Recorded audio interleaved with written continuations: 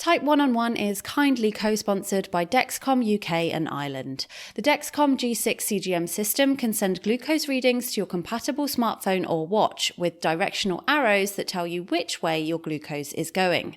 Head to dexcom.com to get started.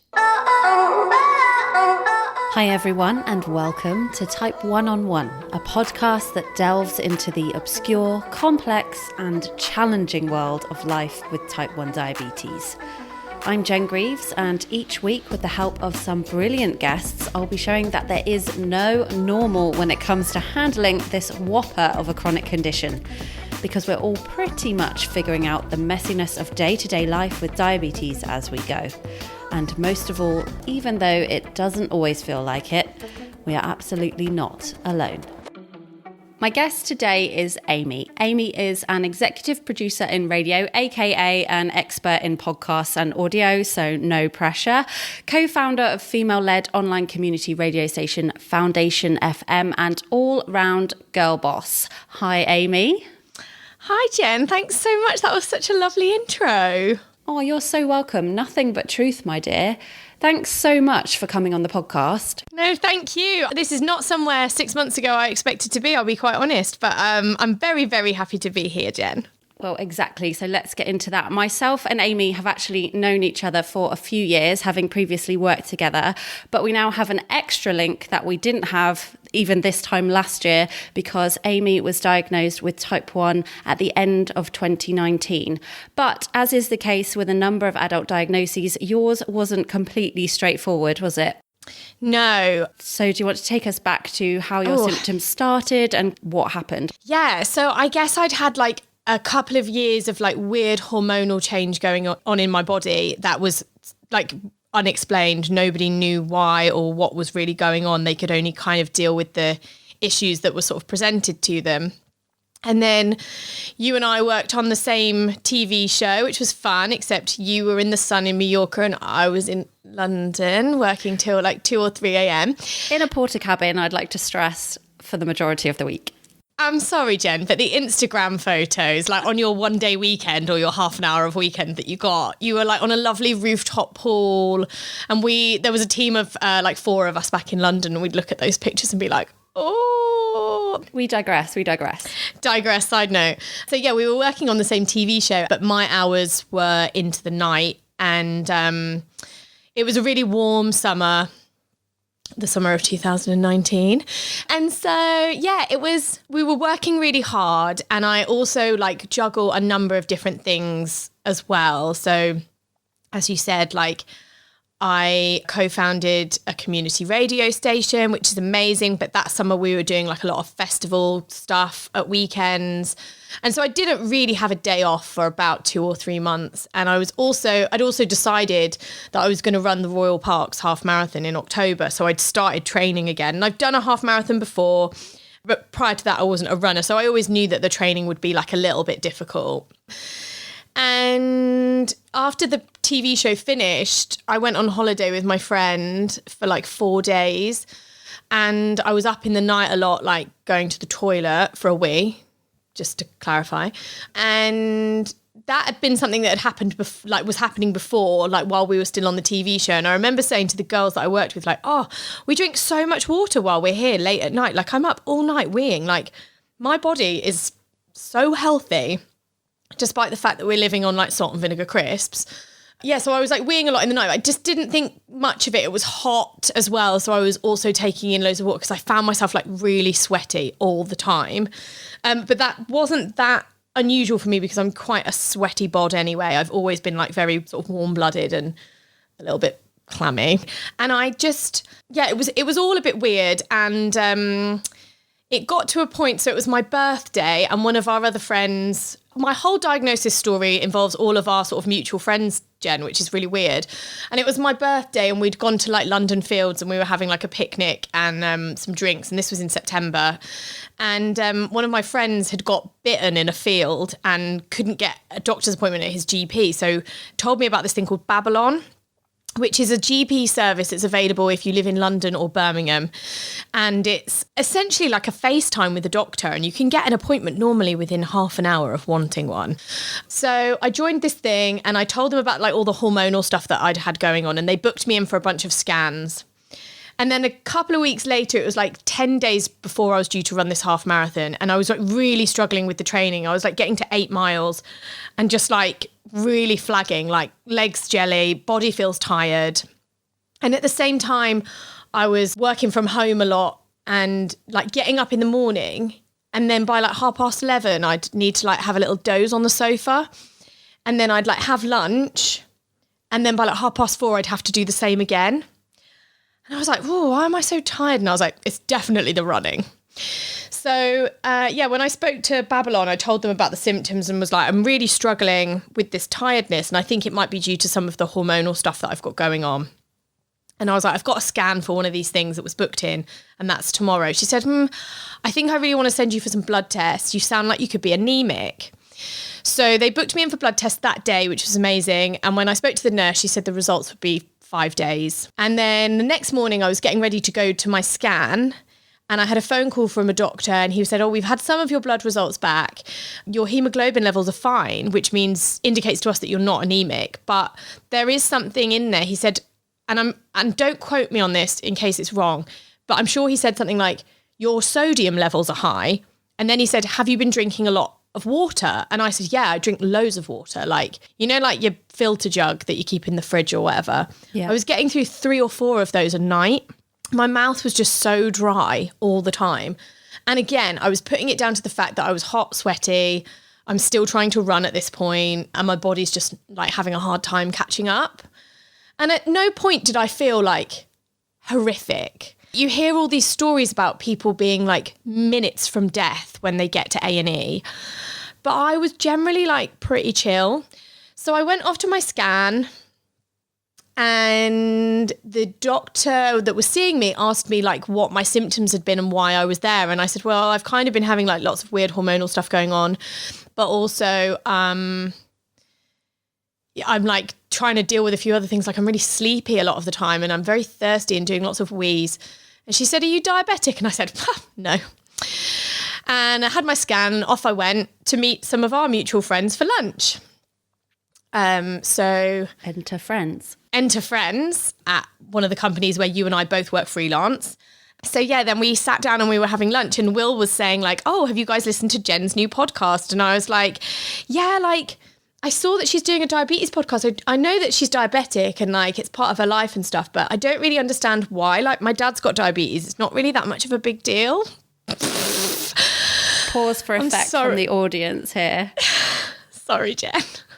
I'm such an awful person. You're not, but this is exactly why I created this podcast, because only people who live with this can really understand, and therefore there's so much to unpick and chat through, which you are now all too aware of, that to hear other people going through this and dealing with other people's misconceptions or miseducation around it, it's important that we do put this out here, and so that other people can relate to it, but also so that the awareness is raised that this is full time, this is relentless, you know, and it's okay in parts, but it's awful in others. So I do think, as hilarious as that is, and it's not funny because you went through a very awful time, which we'll get to, but it does absolutely illustrate how people kind of view type 1 diabetes or all types of diabetes. Definitely. And I think my dad was diagnosed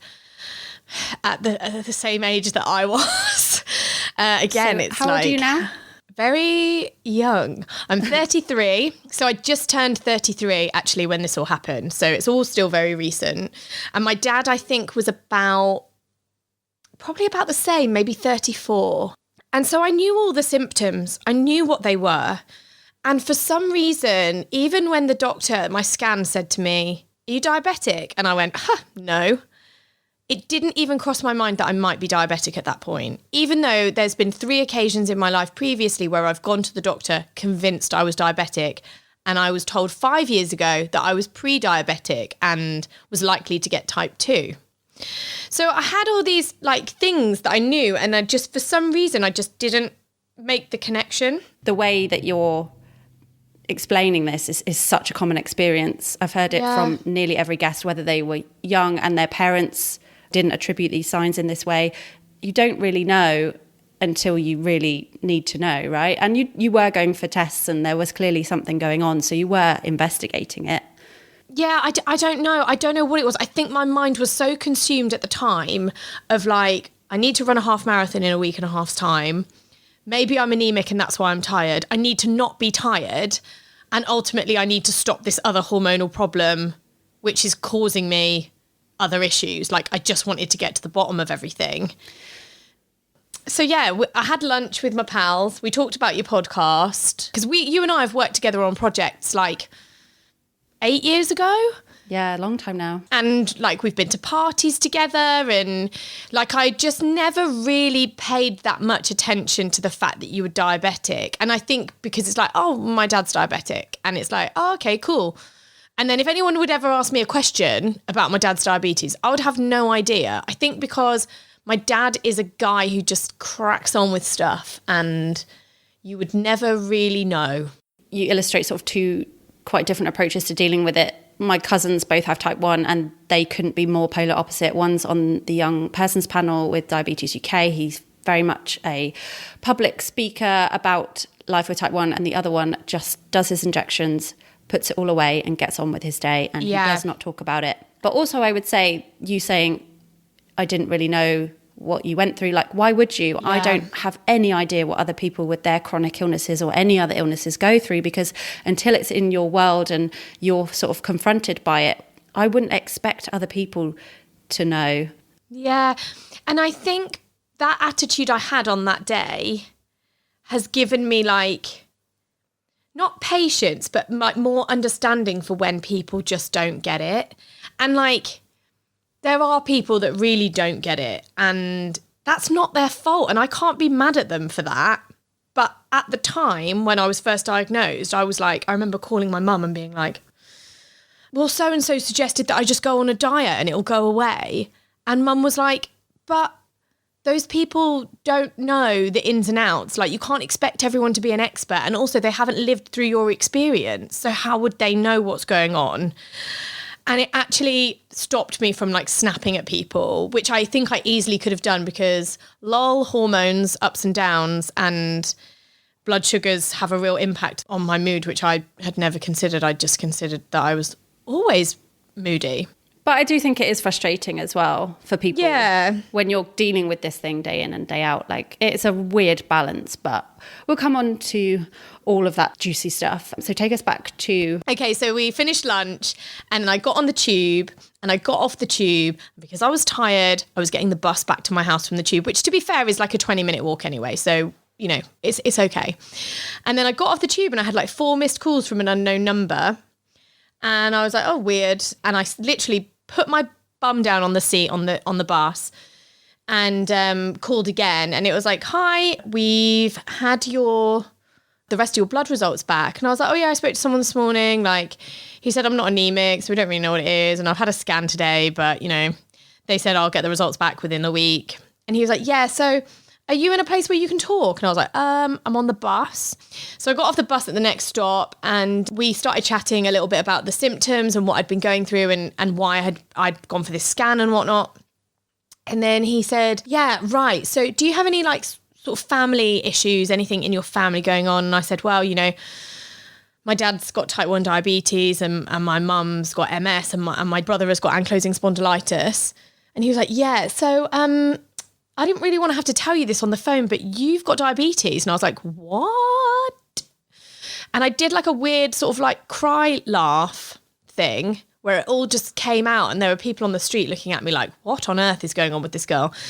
I can't describe it. It was like my shoulders were really going, and it was like relief, but sadness.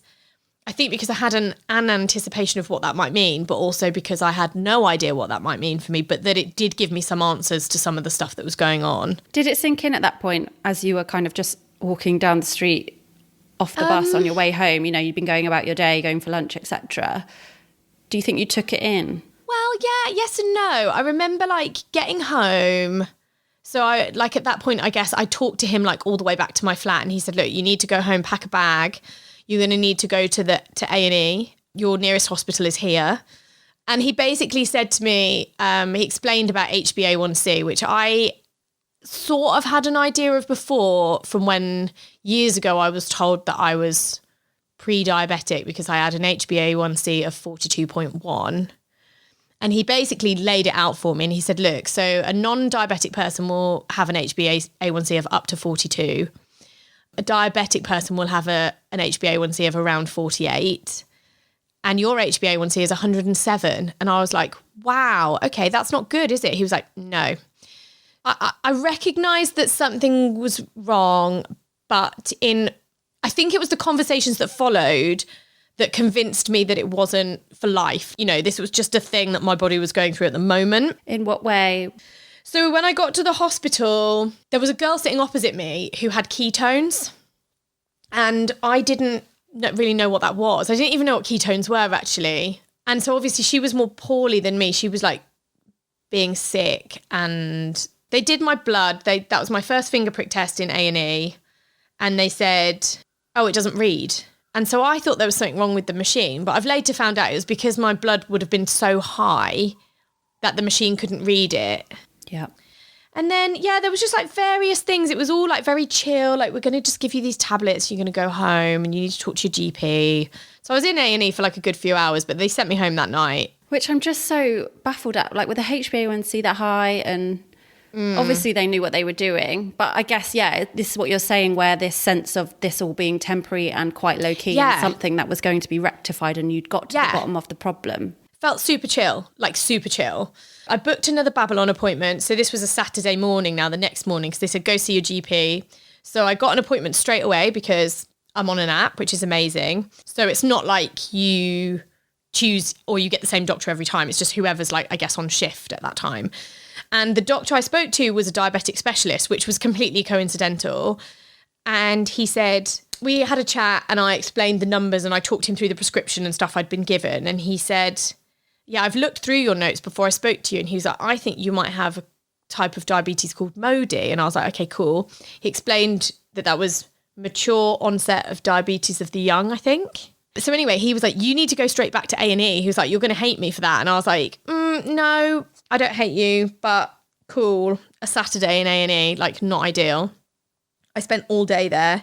Again, they gave me fluids and then they sent me home with a different prescription.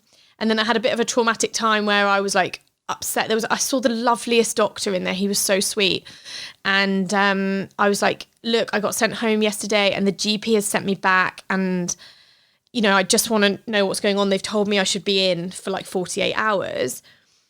And he said, okay. And then he tried to take me through to this place called ambulatory care. And then I got there and ambulatory care like sent me back. And then I went back with a nurse. And then the nurses all shouted at each other. And basically it was too late in the day for them to admit me. So then I got sent home again with an appointment for the following Wednesday. How did you feel when you were sent back home a second time? Were you given any kind of instruction or medication or assurance? I was sent away with a different prescription this time. So the first prescription was for metformin, which apparently wouldn't work if I'd have had MODY. So they sent me away with a prescription for gliclazide.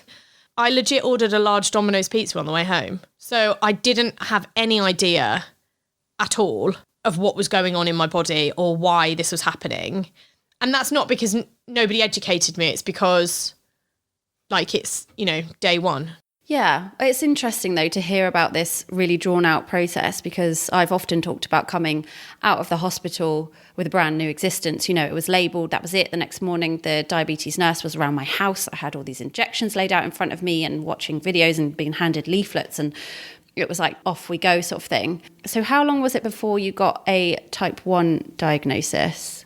Not till the December. We did a set of bloods. Obviously, I had loads of bloods taken while I was in A&E, but when I went back on the Wednesday, they did 2 lots of bloods. Half of them went to Exeter, which is the only place in the UK that tests for MODY. And basically, they do really, really in-depth like DNA testing. And then the other half of the bloods just went back to the hospital just to test for things like antibodies and all of that kind of stuff. So in December, I had a clinic appointment. So by this point, I'm like kind of in the system where I go to the clinic, we in a pot, someone does your finger prick test, then you see the dietitian, then you see the consultant. So maybe that was like, I think I was going like every few weeks.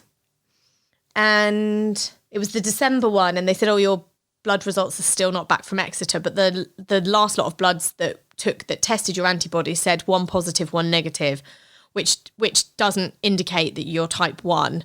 And I had been told a number of times before that if I had been type 1 when I was diagnosed, I would have been a lot more poorly than I was.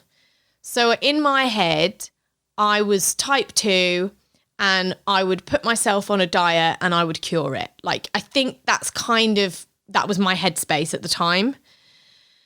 And then a week later, I was on a shoot and I got a phone call. So by this point, I'm actually on insulin because the gliclazide wasn't working.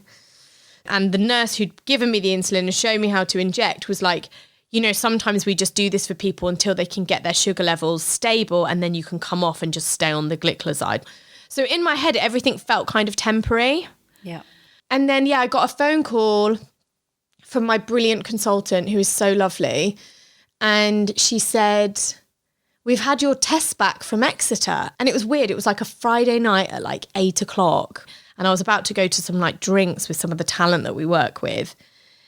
And she said, well, your blood results have come back in and it's not MODY. And I was like, oh, okay. And she said, but your antibodies are positive, which means you're type 1. And I was like, and then, even as I said that, I've just got like a little shiver, you know, like when your hairs on your arms stand up on end. Yeah. Even as I said that then, that was so weird. Yeah, so she said, you're type 1. And I was like, oh. Then I kind of went away. I like gave myself a moment, texted my mum, went and found another one of our mutual friends, Amy, who I was on the shoot with. And I was like, I just had this phone call. And I sort of told her and she was like, are you okay? And I was like, yeah, I think I'm fine. And then I think it was from that point that I started to accept that it was real and the doctors hadn't got it wrong.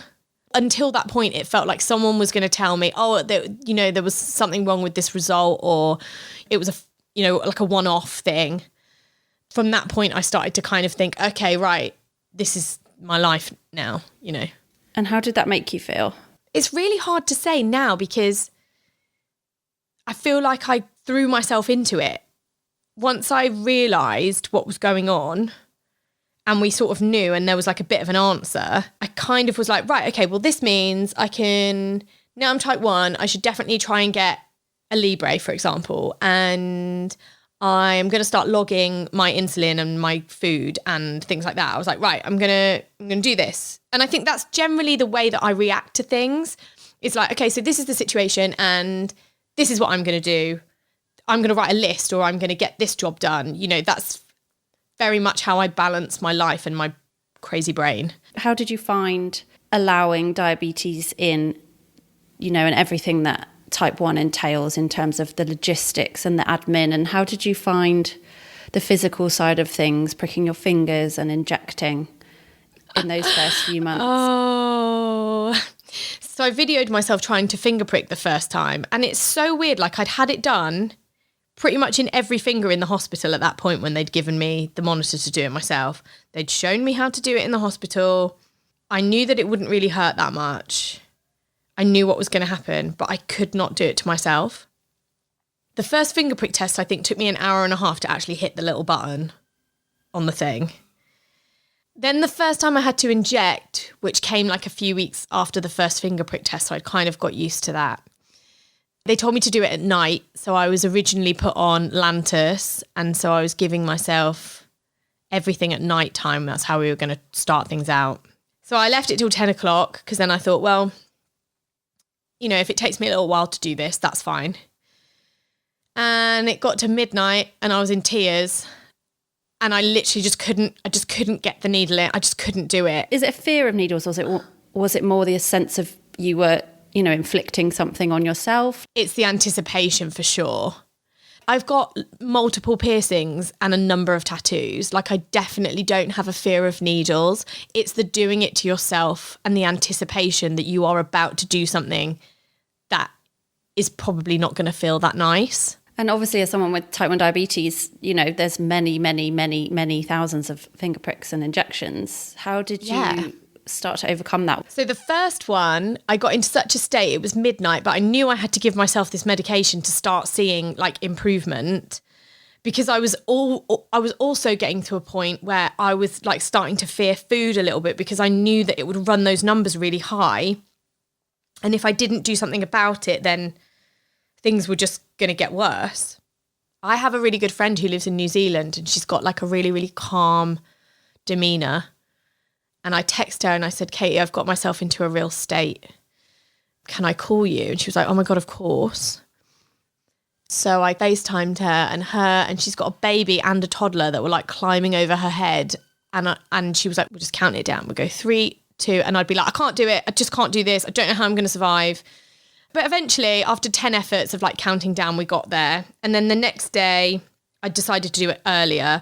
But I'd spoken to my other friend, Millie, in the daytime. And she said, call me when you need to do it. I'll talk you through it over the phone. We'll count it down. And it's almost like if there's the pressure of someone else telling you that you've got to do it, you don't want to show yourself up.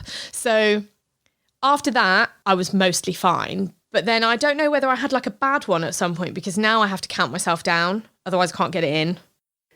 I think there's just a lot in that, isn't there? You're dealing with the fact that you're inflicting this on yourself, but you know that you need to do it in order to feel better. Like psychologically, there's so much within that single injection or whatever. Many people with type 1 diabetes have different anxieties around different parts of it. Did you start to feel better once you were on the insulin, all the tiredness from before and the things you spoke about leading up to the diagnosis? Did you notice any of that dissipate? I think it took time. I think definitely because obviously like my blood glucose had been running so high for so long. The first few weeks, my eyes were blurry. And they said that this would happen because, we were taking things down. And my body, from my HbA1c, it seemed as though it had been high for a very long time.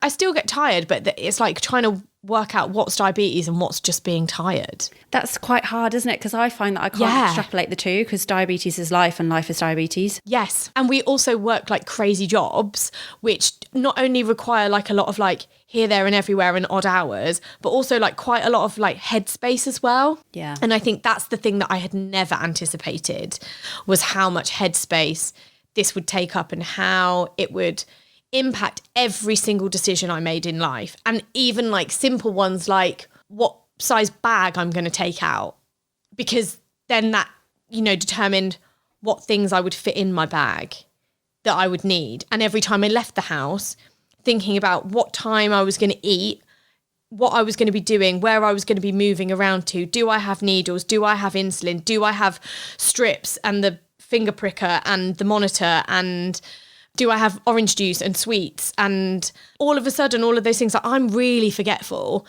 So having to remember all of those things, I found then impacted on other parts of my life, like forgetting to like send this email that was like quite important, or forgetting like friends' birthdays. I forgot. It was so bad, actually. The week before I was diagnosed, because I was so caught up in the tiredness, I got a text from our friend Amy one morning being like, where are we meeting? I'm just waiting in the canteen for you. I was in bed at home and I was like, oh God. And I'd completely forgotten that we'd arranged to have a breakfast meeting that day. Just forgot. But you're really illustrating here that load that comes with living with type 1, the physical and practical, yes, but also the emotional, which is such a huge part of it. How did you adapt in terms of having been used to running your life at a certain speed? Did you slow down, or was it maybe more that you wanted to keep up with everything that you were doing before? Yeah, I really did. And those first few months were quite hard. I definitely think the first few months of this year were hard. So I went back into working properly again in December, and there was like a few location shoots which involved being like away for like a week at a time. And then January, we were back on this TV show again, and it was really long hours. And I think midway through I had a bit of a meltdown on you and was like, I just can't do it. I don't know how you do it. And you were like, well, you've only been in this like a few months. Like, you need to give yourself time. And I was like, but I can't do everything. And that was my only way to explain it. I was like, I just can't. Like, how do you do it? I don't get it. Like, you're a superwoman. Because I couldn't I couldn't physically like get myself out of bed, get ready, like remember to eat, which, I've always been one of those people who like can easily miss a meal. Whereas now that can be like quite disastrous for me if I do that.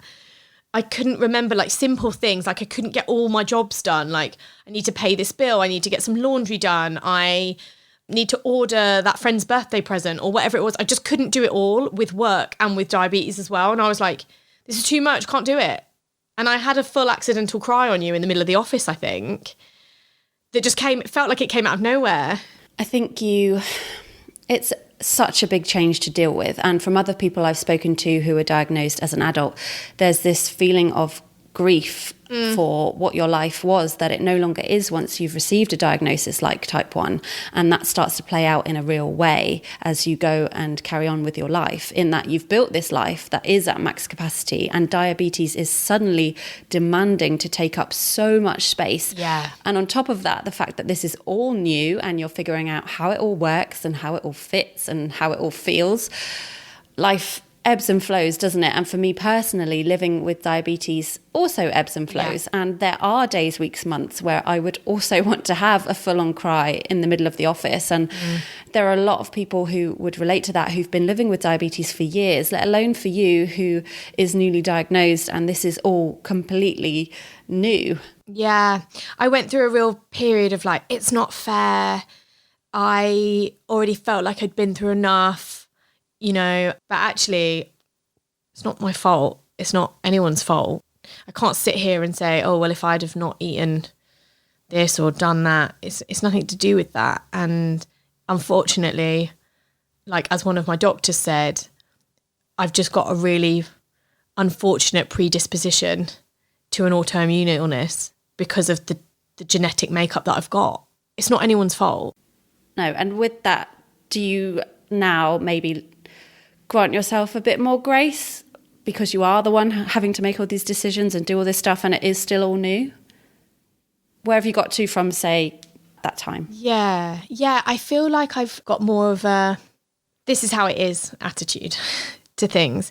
And I remember you saying something that when you were in your 20s about being like, this is me and the diabetes just comes on the side of that, to then being in your 30s and being like, no, this is very much a part of me. And I think I got through that kind of headspace very quickly, in that when I thought it was type 2 or MODY and we weren't really sure, that I was like, this is just an add-on and I'm going to get rid of it, it's fine.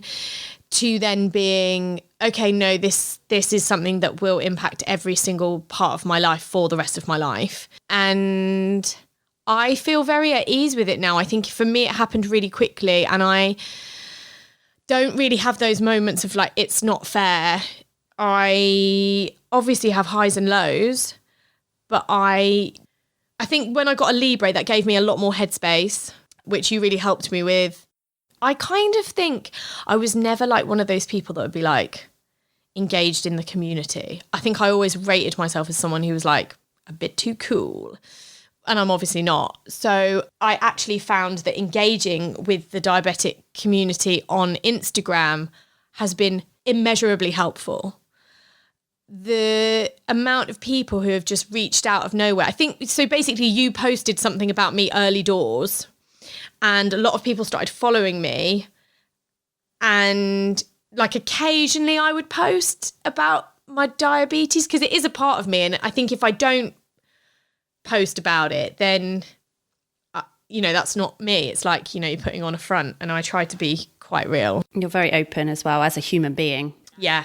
How have you found other people's responses from those you've come across in your day-to-day life since you've had to start carrying type 1 diabetes along for the ride? So I think until people see it for what it is, they won't get it. Like, they've got to spend a bit of time with you to understand. And I remember when I was first diagnosed, we were like quite busy. So with Foundation FM, I have there's 3 of us that co-founded it. And obviously we have to work together in a lot of ways. And I remember through the summer, I'd have to give a lot of excuses like, guys, I'm sorry, I just can't. I'm tired. they got it. Like, and I remember one of them saying to me, like, this is massive. It's such a huge thing that you're going through. And I was like, well, you know, it's whatever. Weirdly, that was the night before I was supposed to do the Royal Parks half marathon, which I didn't run in the end, by the way. And then in January, we were going somewhere together and I had like a full-on cry in the car. They were just asking me questions and all of a sudden I was like, I had a moment where I recognised how much it had changed my life. And not all in bad ways. I don't want to sit here and be like a doom monger about it because actually my health has improved. The way I feel about myself has improved massively. I have so much more respect for my body and what it went through in that time before I was diagnosed. But I think actually taking stock of how you feel and how the change that it's made was like that was like a real moment for me. And they were like, oh, wow, we had no idea it was so in depth. It has so much impact on all parts of your life. Like when I had my eye test and no one told me that you go blind basically when they dilate your pupils, and I had to try and find my way to the other side of London without being able to see. And the law says whenever you've got your retinopathy appointment, it is always a sunny day. So you come out and you cannot see a thing. No. And I was like wearing big sunglasses on the tube. And then I was meeting my friend at the other side of the tube and she met me from the tube, like met me down the stairs and like walked me across the road. Like arm in arm, she walked me everywhere until my eyes got better. It was so crazy. Type 1on1 is kindly co-sponsored by Ipsomed MyLife Diabetes Care. The MyLife Ipso pump is super small and super light, so whether you want to run, dance, cook, or play with the kids, the Ipso pump is designed to fit your life. With pre-filled insulin cartridges and touchscreen navigation, it's easy to learn, easy to operate, and super discreet. Plus, Dexcom integration is expected by the end of 2020. Find out more at the MyLife Diabetes Care website. How have you found suddenly having numbers as such a part of your life? I've learnt that I'm not very good at maths and I still have pens, so I don't have half units on the pen, so I have to give myself full units. Sometimes I'm like, do you ever have days where you're like, do you know what? I'm just going to self-sabotage because I can't be bothered. Mine usually comes like pizza, for example. Yeah. Just one of the most difficult to get right in terms of blood sugar outcome. And some days I really want a pizza, so I will just go and have a pizza. But I guess I'll maybe pick a day that I know that I can take on the consequences in terms of having to give my blood sugars a bit more time and energy. I remember you referring to pizza early doors when I was first diagnosed and we didn't know what it was. And you were like, you know, I wouldn't eat a pizza every day. And I went home and I thought to myself, I wonder why she said about pizza. Like, why didn't she say about a chocolate bar? And now I've learned, like, a pizza will have much more of an impact than a bar of chocolate would for me. But not straight away. Yeah, the pizza will come back to haunt me in like 6 hours' time. Absolutely, yeah. I'm really lucky, actually. One of my old friends, she's not old, but a friend from a long time ago who I always knew was a dietitian. And you know, you kind of like, oh, cool, you're a dietitian. She's like, oh, cool, you make radio. I didn't realise for the last 4 years she's worked in a diabetic clinic. And so we did a big, long sort of 2-hour FaceTime where she talked me through loads of like tips and tricks and stuff. And that helped me massively just because she had the time to do it and because she's my friend. And I'm not by any means suggesting like go against what your dietitian tells you because they were essentially telling me the same things. But my friend Carly was like, you know, if you have a pizza, carb count, give it half of it before and then maybe the other half after. And it should try and, you know, flatten the peak of the spike, but you will still spike because it's a pizza.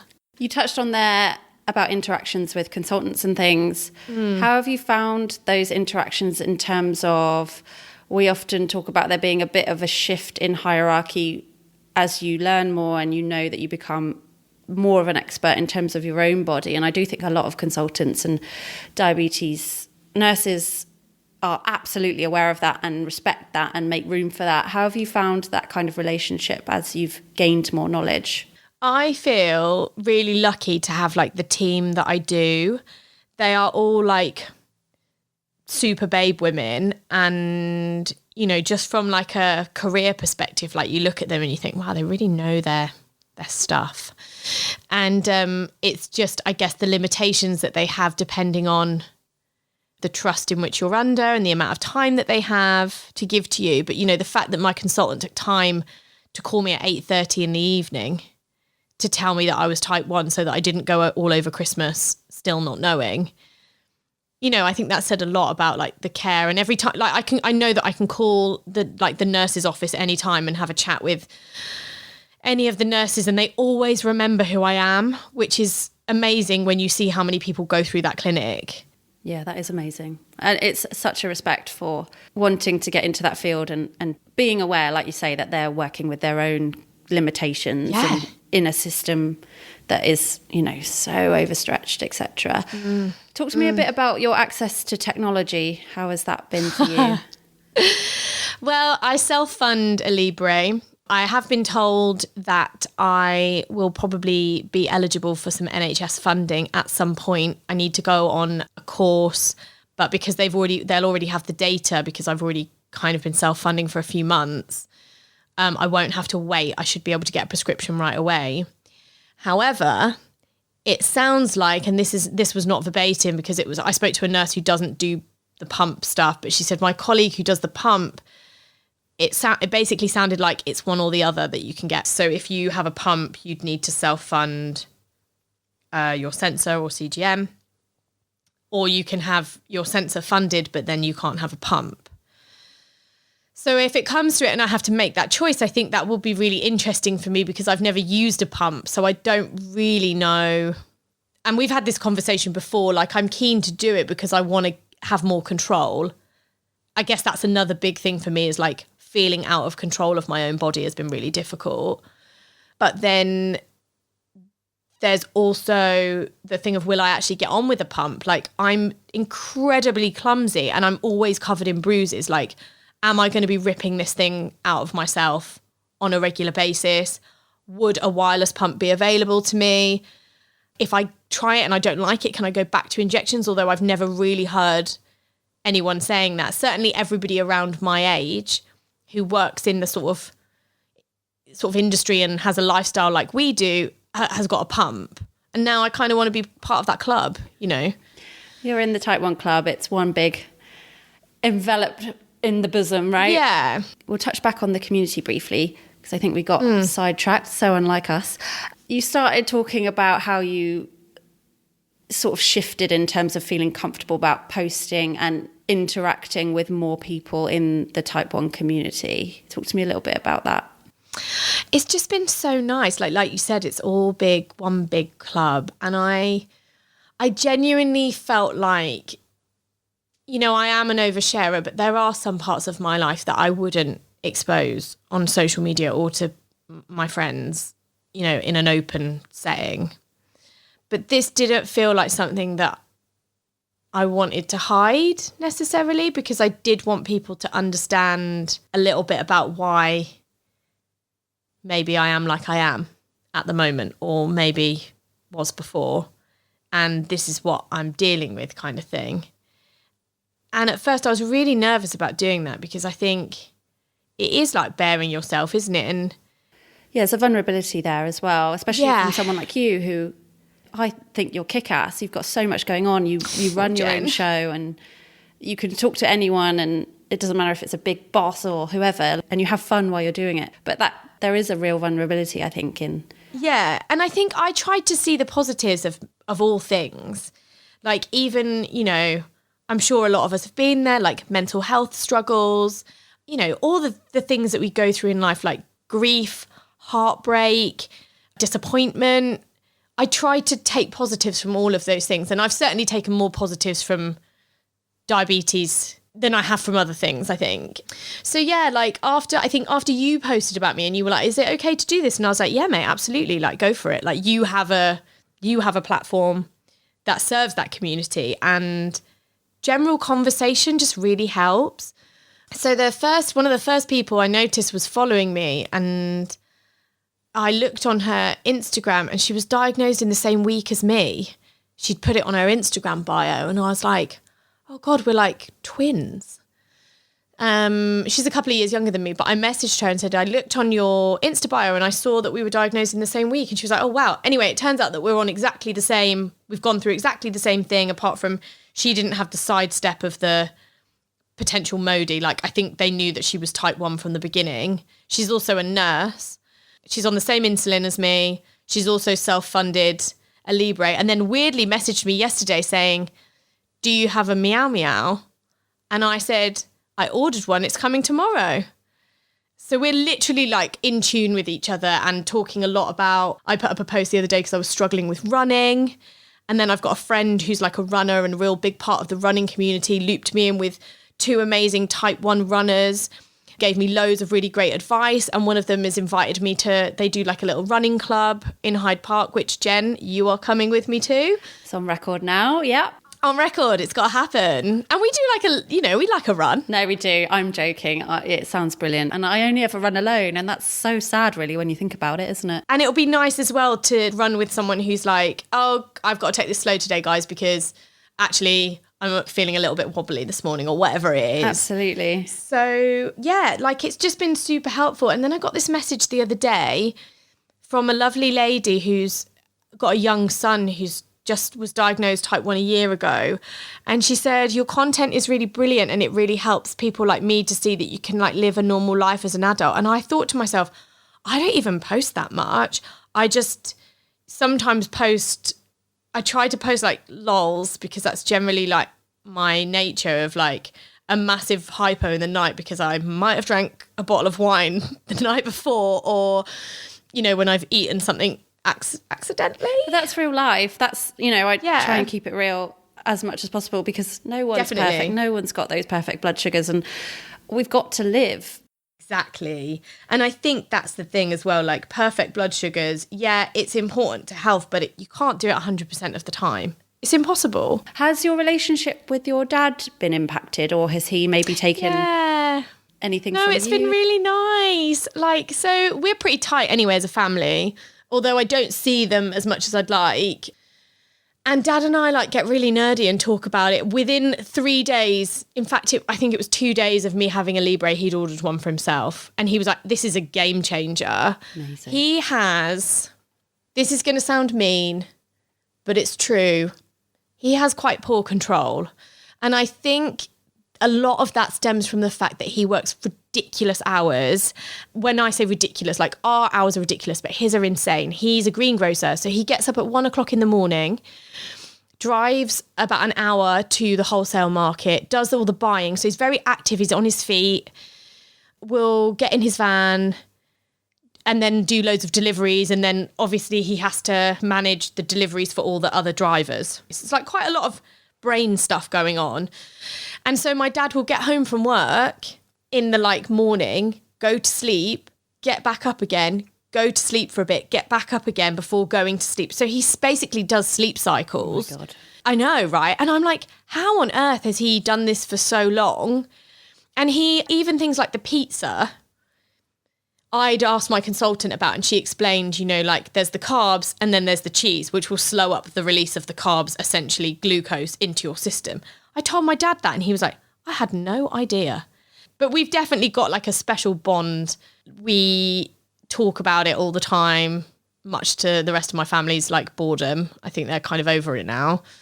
But it's been really nice because we have a bond, and I would imagine as a parent, there's probably a certain element of guilt. My dad wouldn't have wished this for me. I'm sure he wouldn't. And it's genetic. So maybe he feels, I don't know. We've never really talked about the emotional side of it, but I do remember one of the first things my dad's saying. We talked through a load of the symptoms and he was like, have you had thrush in your mouth yet? And I was like, what is that? And he told me and I was like, I absolutely have. I did have a rancid, dry cut at the side of my mouth that didn't go away for like 4 weeks.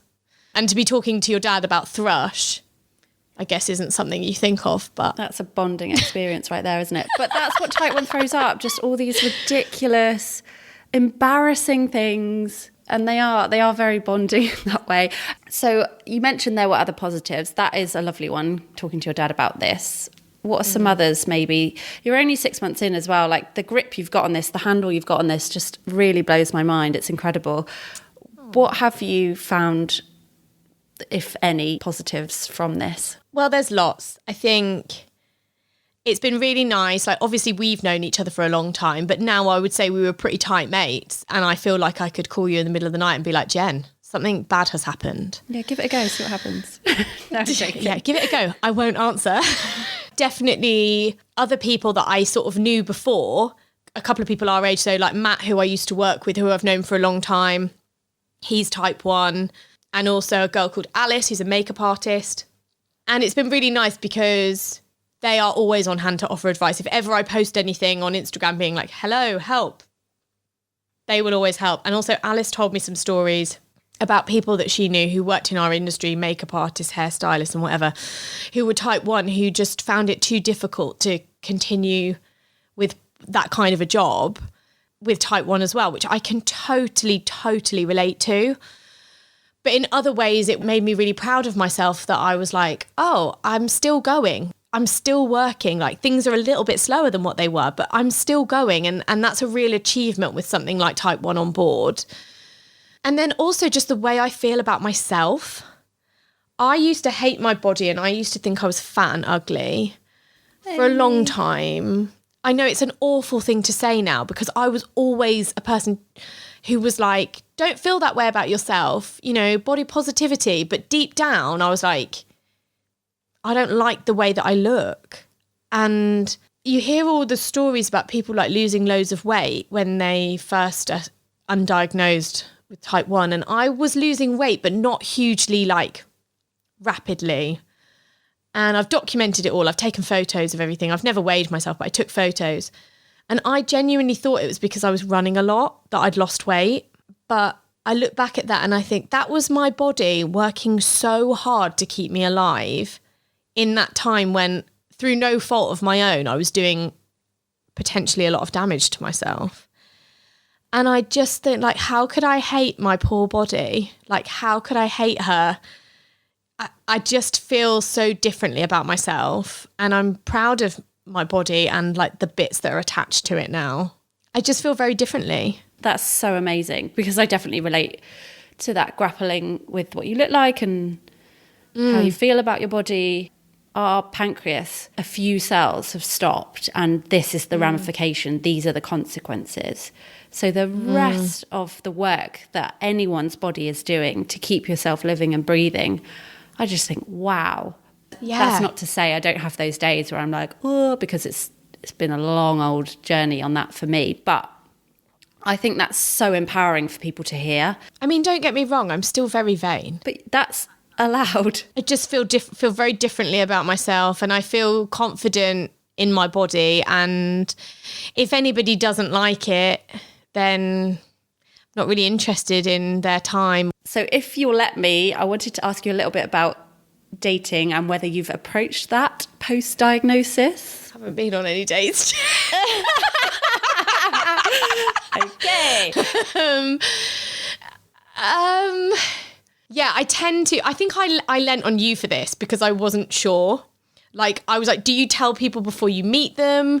For the most part, people are very chill who see you inject and don't know that you've got it. And I've kind of come to a thing now, like I would much rather somebody ask me a question and be like, hey, what are you doing? Instead of being like, oh God, I hate needles. It's like, do you really think I want to be putting this inside myself? Yeah, that isn't a fun one to navigate. No, it's like, oh, I can't look, I've got a needle phobia. Or I was like, cool, but you know, do this to yourself 6 times a day and you'll soon feel differently about it. Like, I don't like doing this and I'm not doing it to get attention. I'm doing it because I have to. But back to dating, no, I'm still single. So I've never injected in front of anyone I was dating because I tend to keep it pretty, like I'll time it well so that they don't have to see. But obviously, yeah, there are the bits and pieces that come attached to your body. And if you don't like it, I'm sorry, I'm just not interested. Like, I can't be bothered.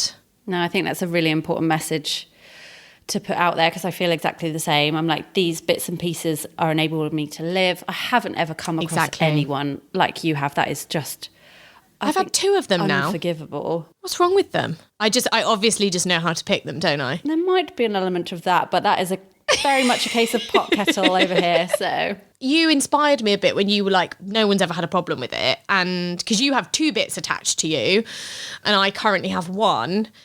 And, you know, I have been very upfront with some of my friends and said to them, where do you put the pump when you're naked, essentially? Very, very valid and relevant, important question, I think. These are all things that you're kind of having to figure out. As an adult, it's different. I mean, I honestly don't know how being diagnosed as a teen is just, it's a lot. There's a lot going on there. Like, I didn't grow up as a teenager in a time of Instagram and social media and Snapchat and TikTok and all those things. Add that into the mix, add diabetes into the mix and all these other random things. I think there's a lot. I really feel for any teenagers going through this. And if you're listening, I think you're ace. In fact, anyone who's type 1 who's listening, like, you're amazing. Like, you're getting up and you're doing life and you're cracking on, you know, because some days you just can't. Yeah. When did you get to a point where you were like, you're an adult and, you know, you're doing adult things like going out drinking and being naked in front of other people? And where do you start to realise, okay, this is a bit different, or I'm going to have to change the way I do this? Like the rest of adapting to life with diabetes, it's like you say, you just carry on and you crack on. And that's exactly where I went with it, I think. When I was first diagnosed, the things I cared about were like sleepovers and friendships and dancing and going to football club and whatever. And that was all a learning curve and a process, and just let's chuck ourselves in and see what happens, because I always wanted to carry on doing the things that all my friends were doing. And, you know, as I got older, that did then become going out, drinking, etc., and then going into adult relationships. I was like, well, it's just, again, something you have to adapt to in the way that you've adapted so much in the past few months to the things that have been thrown at you thus far. It just is another thing that you then go on and tackle and try and figure out, I think. Yeah, it's almost like it just sort of happens without you thinking too much about it.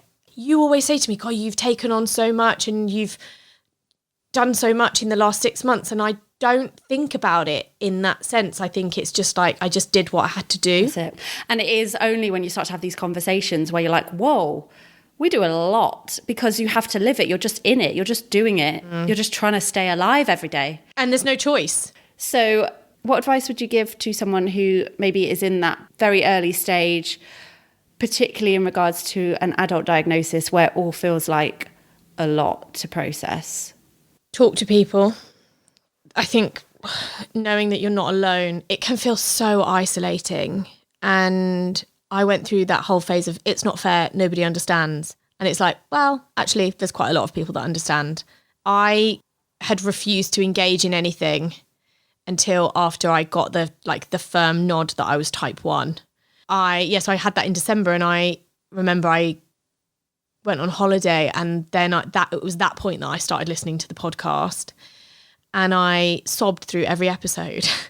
And I don't even know why. I think just because I felt seen and heard and part of something that didn't make me an alien, and that there are other people who can relate exactly to your experiences. So engaging with those people on social media really helped me.